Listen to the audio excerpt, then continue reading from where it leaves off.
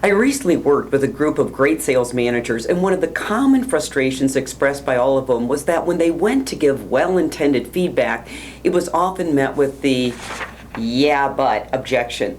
Yeah, but I could hit my quota if I had a better territory.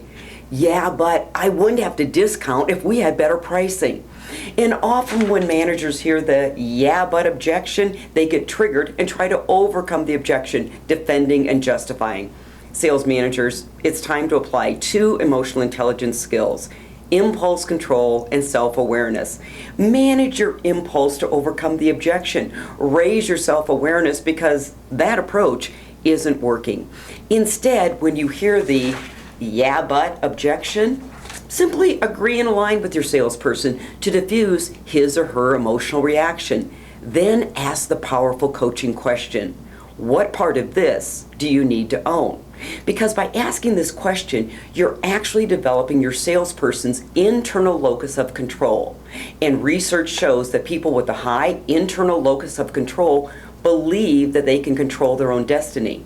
They don't believe that their success is dictated by outside circumstances or events.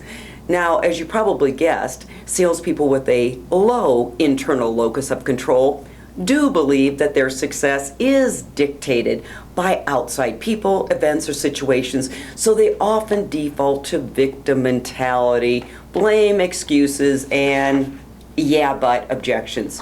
Sales managers, the next time you hear the "yeah, but" objection, manage your emotions and simply ask the powerful coaching question: what part of this do you need to own?